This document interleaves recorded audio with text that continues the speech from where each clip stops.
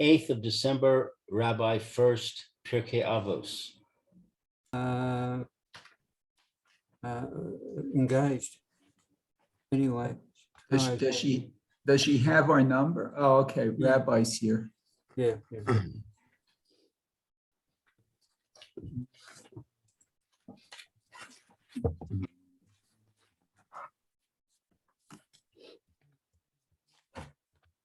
We're starting a new volume now in Mishnah Morning, Brewer. Rabbi. Hey, good morning. Good to see you all. Good morning, Roy. Good morning, Barry. Good morning, Good morning. Mayor. Good morning, Lou. Yeah. Sorry about yesterday. I wasn't well all of a sudden. I had a migraine. Oh, Oh, So I was about to log on. So, do you take anything for that? Yeah, I take some pills. But they're not too bad. But anyway, Baruch Hashem, I'm okay today. Baruch Hashem, should be gesund start. Refuah Shlema, Roy. Thank you. Yes.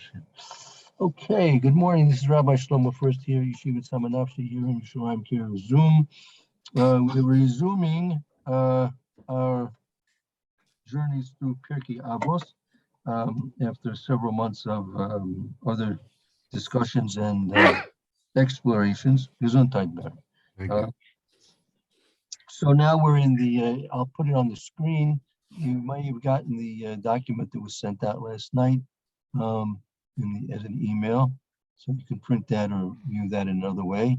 I'll put it on the screen in a moment. Okay, so we are in the third parak of Pirkei Avos, the Mishnah Yud Beis, the Maimer of Rabbi Yishmael, if you happen to have it there. So let's look at the Maimer, and then we'll make some of our own comments and analysis of the statement, and then we'll continue on to see what the Chachmei Hadoros have taught us about this statement of Rabbi Yishmael. Yeah, who would like to read? I do. Okay, go ahead, please, unless anyone wants to contest you. Barry? No, please. Rabbi Yishmael Omer, Hayu, Kol LaRoche, Let's read Kal Leroy. Kal LaRoche, Venuach,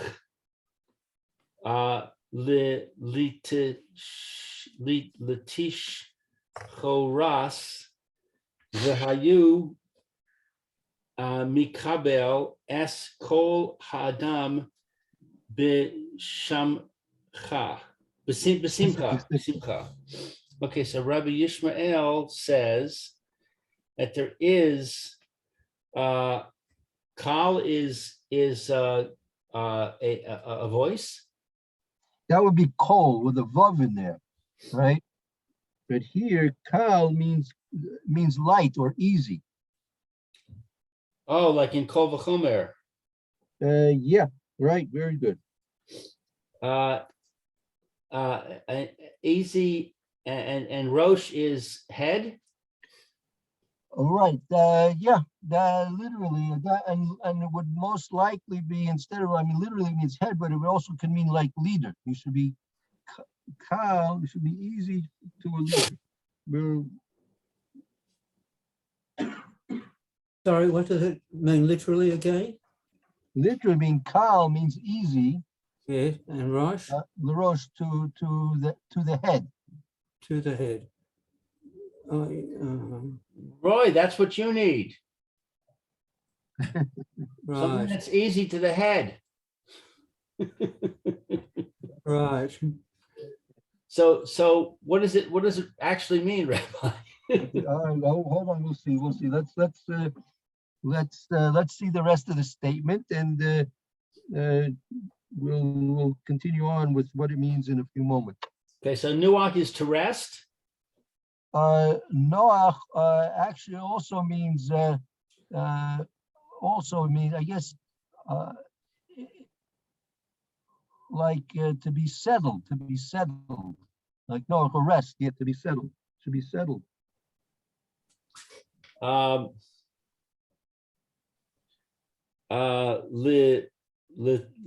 cis choras, I don't know. Okay, now this is going to be there's going to be quite a lot of discussion what these words actually are referring to here. But lischoros literally means to those who are black. Ah, To wear black, Like to those who are black. black. And there is mikabel, to receive, es kol, every man with happily. Right, receive everybody happily. Okay, so there is to have an easy settled head, an easy settled black head. No, it's two things. It's two things. Having called the rosh, it should be easy. You should go. I mean, you should go easy with the head, and should be settled for those who are black, right? And receive every man happily. Right. Now, that's what you call a like a rough literal translation. Okay. Right. So let's see. Does anyone have any English translations handy by to see what let's see what the professionals did with this. I'm getting something actually. Okay, thank you. Roy. okay. I have it's an art scroll translation. Okay, Maybe when Roy comes back, I'll read it. fine. Lou, did you got that birthday present? No, that has a translation of Avos in it too. Remember that sefer that your wife got you for your birthday? I think that was the Oh, yeah.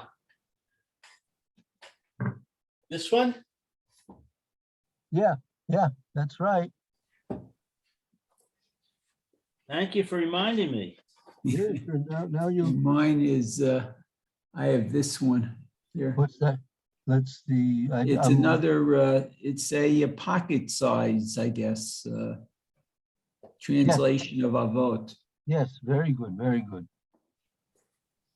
And now how do I find it? The third page. Let's see. Actually, in my Avot, it's chapter 3, Mishnah 16. That's Zion. Yeah, the numbering of Pierke Avos is somewhat varied. Different commentaries, different svarim have the numbering of the Mishnah Avos in according to several different numbering systems. Uh-huh. Mine goes by Parsha. By Parsha, Yeah, maybe I have the wrong book. let's see. Let me see the. Let's see. I'm not Sefer Bereshis. Okay, let me see the front cover again. Let's see. This is. Oh, that's Zera Shimshon. Oh, yeah. That's okay. That's the wrong book. Yeah. She gave me two books. Let's see if I can Oh. find the other one.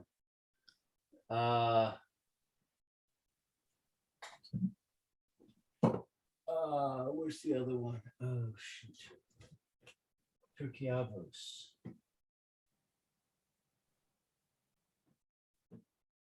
No, I don't see it. I'll have to look for it. Okay. So okay. So what is Mayor? What is your translation doing? Okay, so it says, Rabbi Ishmael says, be yielding to a superior, Okay. pleasant to the young, and Okay. receive every person cheerfully. Okay, that's pretty good. That's pretty good. Yeah, we'll discuss how that fits in. What is so kal larosh?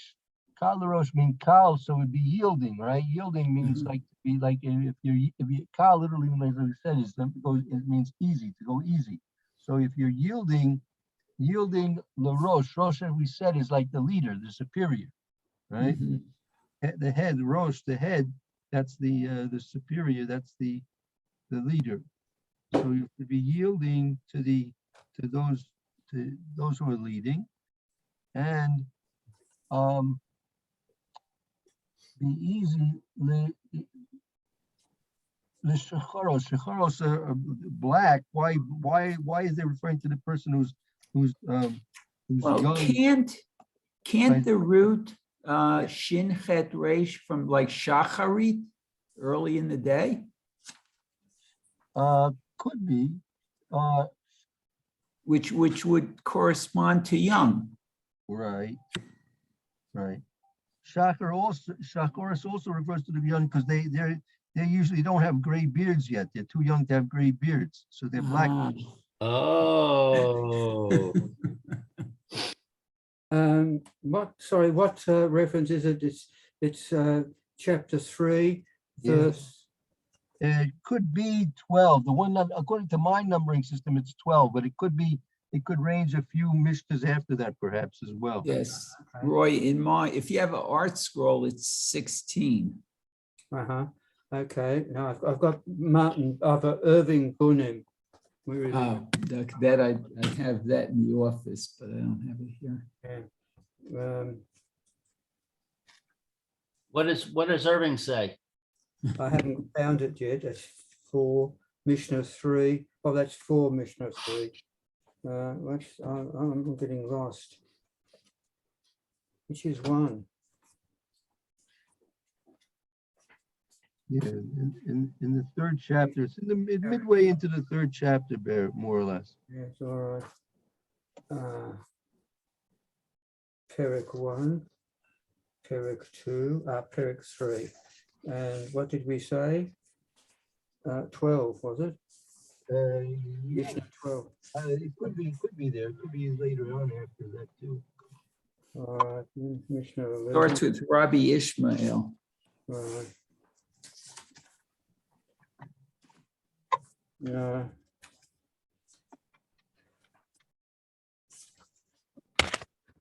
He used to say 12, 13.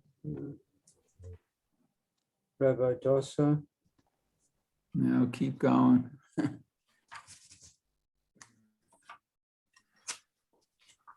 Actually, All right, Rabbi Eliezer. wow. I suppose. 15. Rabbi Ishmael. Oh, you found it. Rabbi Ishmael said, be easily submissive to a superior. Is that That's it. And affable to a younger person, and receive everyone cheerfully. You got it. Okay. Very good. Now, okay. Before we let's try and think about what this is supposed to mean. What, just on our own, what would you think what does it mean should be Kali should yield to a superior? Why? What's the point about yielding to a superior? What's so important about that? Well, I remember when I worked at TRW, they had a very similar motto that they had a guideline for somebody who wanted to advance in terms of being promoted to be a supervisor. That Right. you had to be able to work with any supervisor. Mhm. And the way I understood it was that quite often people who are high achievers have idiosyncrasies in their personalities, which go along with their high achievement. Mm-hmm.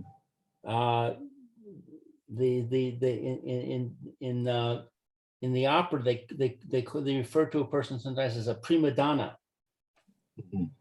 Not in the opera, in the ballet, and in the work environment that I was in, that term got used to identify a personality type that was somebody who was very good at what they did. And their personality was very idiosyncratic, Mhm. so that they were difficult to get along with. You had to treat them with kid gloves, people used to say. Yeah. And the reason that they were put up with was because they were so good. Like the prima ballerina who was so good, but she's so picky that you have to walk on eggshells when you're around her. Right.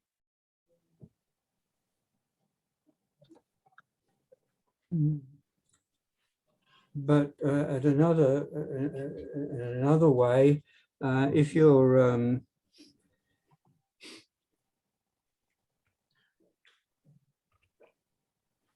Hey, go ahead, Roy. I think he froze. Mm. Okay. Mara, are you there? I'm here. Rabbi, he's there. Oh, there he Right. is. Oh, he's back again. Right, Rabbi, you froze for a moment. What did you say? Actually, you froze, Roy. I did not. You were in the middle of making a statement when you froze for us. Oh, all right, then I'll try it again then. If you're sensible to what's around you, that is, you've got your senses attuned to what's going on around you and who's who, then it's not difficult for you to acquiesce to somebody who you know is better, has got a better decision-making ability than you have on certain points. And it's just plain sense, common sense to if you want to use the word yield to that, or to pay attention to what your betters have to say. It's not a matter of honor and dishonor and all that. It's a matter of practicality. What you could do and what you should do, and what's the right thing to do. Mhm. You have to realize one thing, that usually when you have a team leader in an organization, whether it's in business or in the army, even those people who are your leaders, they also have to be a follower. They also have superior officers that they have to follow. That's the way it works. So everybody, unless you're, I don't know, the president of the United States, the buck stops here. But unless you always have, you're a lieutenant, you have a captain. You're a captain, et cetera, et cetera. So everybody has to be a follower. Even these that, like what Lou said about a leader, being charismatic and and excellent in what he does, et cetera. Usually he himself has to report to someone. So you have to also know when to follow. And so what do we say when that someone is Hashem? Well, that's where the buck stops there. That's the point. I mean, that's the only place where, where there is no other appeal or other, other direction. And usually, and I mean, Lou would probably validate this, when you have a group leader, a team leader who comes and says, well, here's the mission. This is what we have to do. We have to have this amount of coding done, or whatever it is. He's usually got those directions from his boss, and he has to deliver. Right. I validate that. Pardon me? I validate that. Right. That's the way it works. So, so I think what more or less what we all seem to be saying, like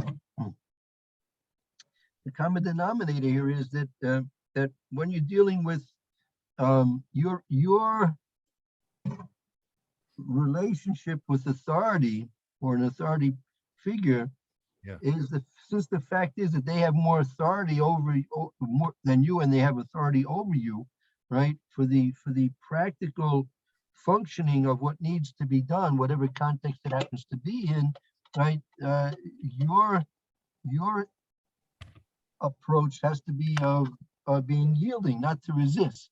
Meaning, difficulties will begin if there's resistance to authority, right? Once there's resistance to authority, right? On the high seas, they call that mutiny, right? Yeah. Yeah. I actually disagree with some of that in that you it doesn't have to be somebody in authority or authority over you or authority over something else. It could be just somebody who happens to be better than you at doing something. He may not necessarily, or she may not necessarily be your superior as far as rank goes. I think rank has nothing to do with this Mishnah.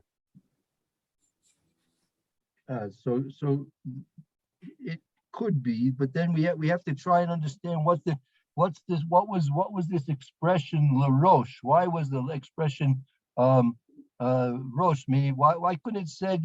Meaning, look at the end of the statement. Mahavi mekabel kol adam, right? Besimcha. Why couldn't we say havi kal kol adam? Be yielding to everybody. Right? It's specifically teaching us you should be yielding. You should be kal larosh. Right, because someone has to make a decision. Well, let's just say that you're lost, and you've got amongst your group someone who happens to know the way but hasn't said anything yet, and he says, "Look, oh, I know where we are now. We go this way." He's not necessarily your better. He might be a little kid who happens to know the way, and you can't say, "Oh no, I want to go this way." You say to the kid, "Oh, you understand where we are? Oh, great. Well, we'll go this way then." You're being submissive to him. Right.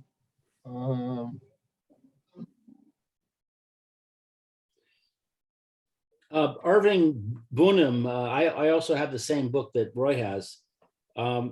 He calls him a redoubtable leader or great thinker.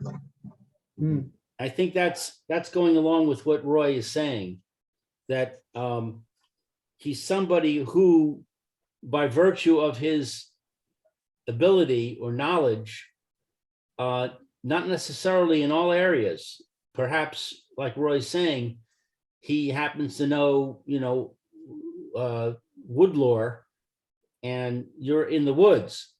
So he becomes the leader for the moment because of his expertise. But actually, the leader could defer to him, but still be the leader. Yeah, look, on a ship, you have a captain and you have a navigator. The captain is not going to go into the details of navigation. He has a navigator, and the navigator tells him, that you should go 60 degrees northwest, right? So he gets the information from the navigator, and then the captain gives the orders to the crew, to the helmsman, whoever takes over, right, Barry? That's right. That's the way it usually works. But it's also teamwork. Yeah. No, you It comes down to teamwork. Everybody has their job, their area of responsibility. The captain says, "I want to go to London, across the ocean." So the navigator figures out how to do it, but it's the captain who gives the directions, etc. Yeah, right. And then there's also the engineer. He has to know to make sure they've got enough fuel to make the trip, etc. So it's really is a teamwork, but there has to be a roche. Yep. There has to be the head of the snake. Okay. You know, my neched is going into the army tomorrow morning, and I told him one thing. I said, follow orders. That's your job. Mm. You know, when you go in, whatever they tell you to do, you do it. And even if it doesn't make sense, eventually it all, all your training will start to make sense.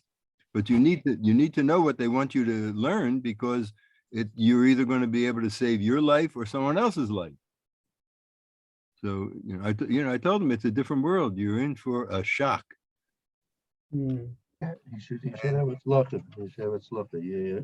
So I think he's going into one of those combat units. I don't know. And he took the test, so they're putting him somewhere. I think Golani or something. I'm not sure that part. Because they kept switching. They told him he was going to be in one combat unit, and then they told him a different one. But that's but that's not to the point. The idea is follow orders. Right. So how does this apply then to the yeshiva world? You have a Rosh Yeshiva. When you're learning, You're learning, yeah. Well, you have a Chavrusa. Rosh Yeshiva, and with a chavrusa, so and you have a Yes. Charusa, but both of you are following the Rosh Yeshiva's direction. He decides what Masechta you're going to learn Mhm. for the Zman, right? He makes that decision. Maybe he makes it along with, the Manayil and all that, but still, the Rosh Yeshiva is directing the yeshiva for that Zman, and he tells everybody what to learn, and then he gives a shiur. Mhm. And maybe every day, I don't know, sometimes it's once a week, I don't know, whatever yeshiva flavor it is. So the Rosh Yeshiva is telling you this is what this Masechta is all about. So you have to pay attention, because he's giving you information, he's giving you direction. He's telling you, put your brain over here. And when you're arguing out something with your chavrusa, Oh, yeah, if you well, feel that even if you know you're wrong, you still want to put your point across. right. Well, but then you in the end you say, okay, you're right. well, that's between the charusos, but in the end, if you want to know pshat, if you want to know what's pshat, you have to go to either the Rosh Yeshiva or whoever he assigns. Sometimes you have, I forgot what they call it, in the Shoel Yeshiv. A what? Shoel Yeshiv. You have people in the yeshiva who are appointed by the Rosh Yeshiva, that when you have difficulty with your learning in any way, you go to this person who's sitting in the base medrash learning all day, and you go to him and you try to get pshat from him. Uh-huh. He gives you direction. Mhm. Usually, what happens is when you go to him, he doesn't just give you an answer. You don't go to him and say, what's pshat? So first of all, he questions you, right? He questions you to see where you are, where your head is in the learning. Then he knows how to fix you up. Mhm. But he's under the direction of the Rosh Yeshiva. Right. Because the Rosh Yeshiva eventually goes to him, and he could be in the base medrash too. And then he goes to them and he says, how's this one doing? How's that one doing? Etc. And even when Charusos have a machlokes, sometimes it's not fighting and learning, it's a personality clash. True. So sometimes they want to break up. So the Rosh Yeshiva has to fix it. He's the head. Mm. Anyway. So, Yeah, but that's what it is about a yeshiva. It operates on the same principle. Okay, very good. So now let's look at this next statement. When Noach we should be go easy with those who are young. right? Now, what's the underlining principle behind this statement? Well, actually, I've got affable Affable. in one of them, What's affable mean? and calm with a one of my. I've got another Pierke Avos here. This one here, Okay, very good. Okay. and it says here, be readily submissible to a superior and be calm with a younger person. And the Bunim says be affable to a younger person. And what do you say? What's your translations? Mayor, what do you have in your translation? Anything different than that? You're muted, Mayor. Mayor, you're muted. Okay. It says be pleasant to the young. Because there's a small comment here about the fact that if you're submissive to a superior, you should not be submissive to a young person. You should actually, I guess, when dealing with the young person, you should be guiding them, showing them the way. Hmm. When the 2.5-year-old says, gimme, gimme, gimme, gimme, gimme, right? So, Yeah, yeah. I'll give you. But that's hard. That's hard. Add that to yogurt and it fills your belly. It fills your belly. You add What is that? yeah, it's muted now. Yeah, so we have to understand what this means to be affable or to be easygoing, to be agreeable to the young, calm, to be kind. That I understand, to be calm with the young. Yeah, calm. That's Yeah, Yeah. it's like in a gun in the kindergarten. Everything is pleasant and fun and games and they're nice and everyone smiles, but when you get to the let's say yeshiva, sometimes the Rosh Yeshiva might tear your head off. Mhm. But he'll do it very well. Very And no, with good reason. He's trying to wake you up. So he gives you a wake up call, but you're more mature, so you can handle it. Mm. right. Here But it says I to be- also understand by being calm with the young, like a lot of times, what the children will have tantrums sometimes, and it'll be might have difficulties dealing with them, right? So don't get involved. It's like they're children. Don't reduce yourself to their levels. You know what I mean? Like Yeah. stay above the above the weather. Stay above the weather. Don't get involved with their they're having a tantrum because they didn't get another second of dessert. They had one big bowl of ice cream and they wanted more. So you said that was enough ice cream. The sugar's just gonna drive them more crazy than they are now. So Rabbi Eliyahu Tuga, who did this one, translated it or commented on it, says calm means composed and patient. oh, that's good. I like that. That's okay. Yeah. I don't know what Bunham says. I can't find it. He says so much I can't see anything. Mhm. He's good though. He says, be patient, easy, and kind with him. He is young and inexperienced. Don't expect the impossible of him. Mm. Yeah. That's sometimes people their expectations. A lot of times, what happens with young people is you have your expectations of what you want them to accomplish, and sometimes they're not ready for it yet. Right? Ah, good point. So they're getting frustrated, and you're getting frustrated, and so therefore, the advice is stay calm.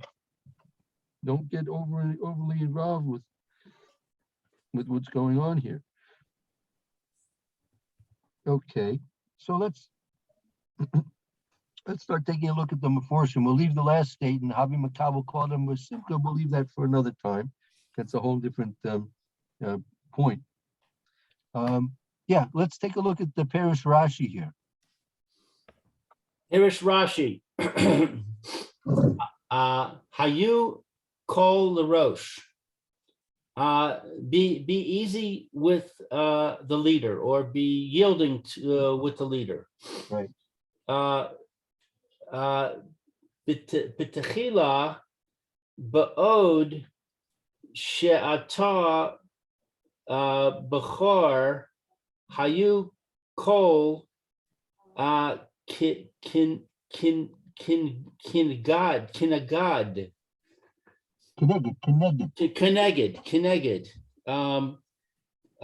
borach Borecha, your creator. borecha. Right. So Rashi's learning Rosh is a reference to a Kadosh Baruch Hu.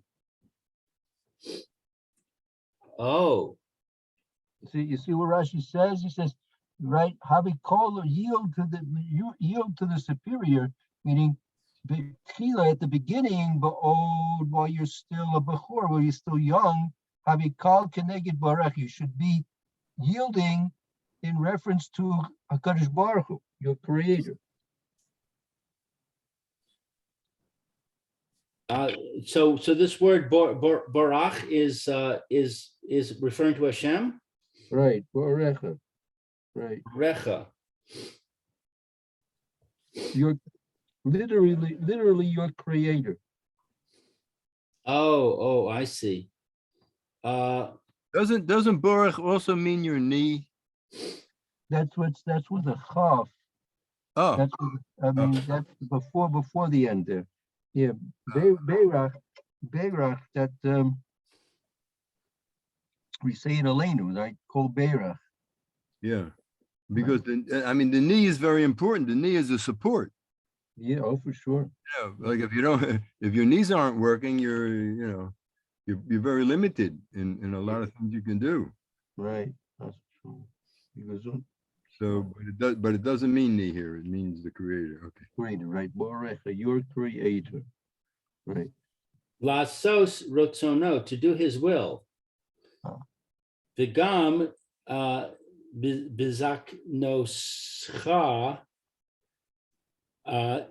teha nuach lo. And also with an elderly person. No, in your elder years, and also when you're elderly, hey Noach lo, you should be Noach, easy with him.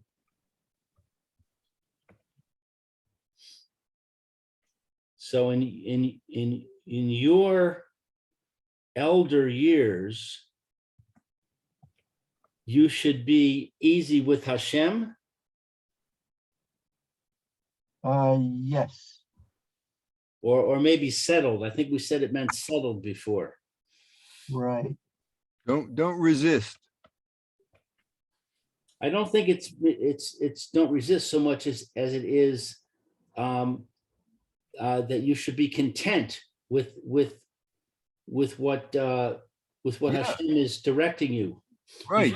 You should be flowing with it. You should be accepting it and trying to understand it. That's the opposite of a teenager who resists, authority and all that.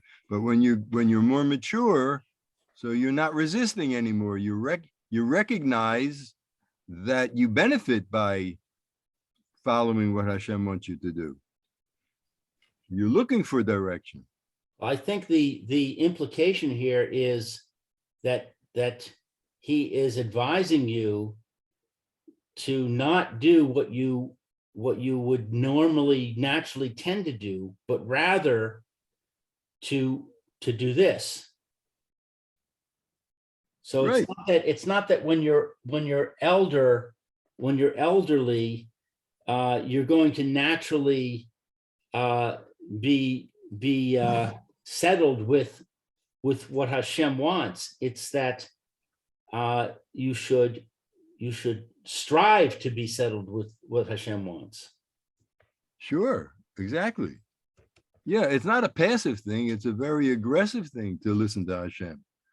It's not like, it's not a sign of passive weakness. It's a very strong, positive action. It seems like there's two different concepts here. There's when you're young, you should be kal with Hashem. And when you're elderly, you should be nuach with Hashem. Right. So we have to try and understand the contrast between there are definitely two different concepts here. We have to understand in the way Rashi is explaining this, what the difference is. Kal keneged borecha, you should yield, and when a person's young, you should yield to a Kadosh Baruch Hu, to do Hashem's will, to do His ratzon, all right? And Gam is a knecha also in the elderly years, Tei noach loy. You should be noach lo. You should be.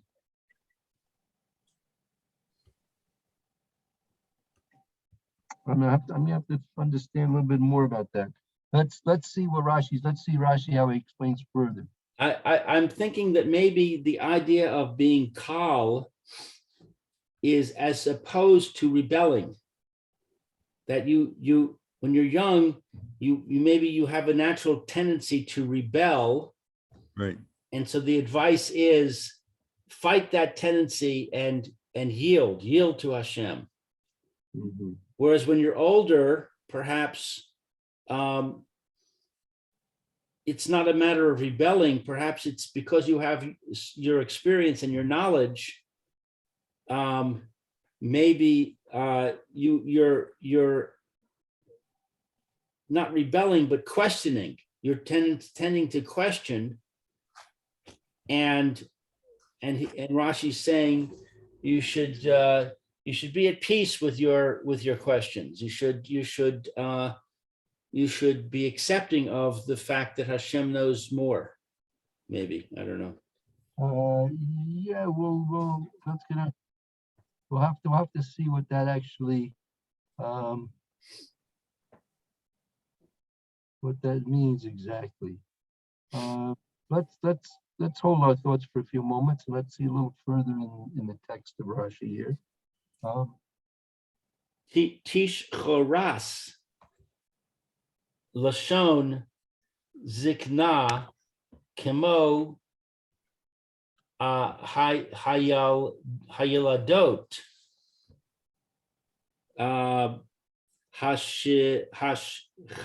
charos. What is this word tish choras? That was the expression that was used by Rabbi Yishmael, right? V'noach lish techoros, right? V'noach lish techoros. Oh, that was the young. Yeah, that's how they but all these. And so tishchara, so look at Rashi. Rashi explains the exact opposite here. It's an expression of age. Zikna, right? Lashon zikna. It's a lashon of age, exactly. Like someone who's born young.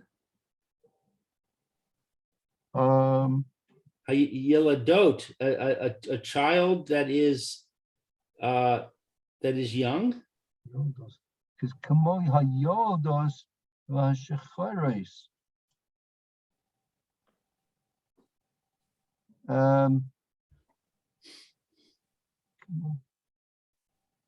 Right, because it says he's quoting hayolados v'hashecharos, the yolados, the young ones and the elderly ones. I thought we said hayashecharos was the young. That's right. That is the explanation, but not like Rashi. Rashi is not learning that way, right? Rashi's learning shecharos. Shecharos is an expression referring to age. Oh, lashon zikna, right? Right. And it's like a young one who is old. Well, no, it's both. It's hayoldos v'ashchoros. You have the young and the old. It's like the young and the old. Aval shenenu be'agda ben tishchores hayalo. Shinu ba'agada, but ben tishchoros hayelo, the Rabbi Akiva. Ben tishchoros hayelo, the Rabbi Akiva.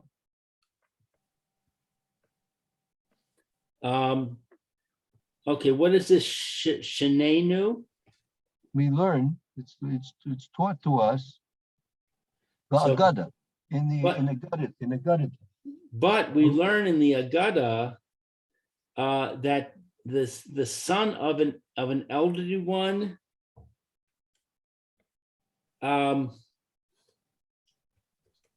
was to Rabbi Akiva. I'm Yes, lost. right. It means that Rabbi Akiva, in his elder years, was born to him a son in Rabbi Akiva's elder years.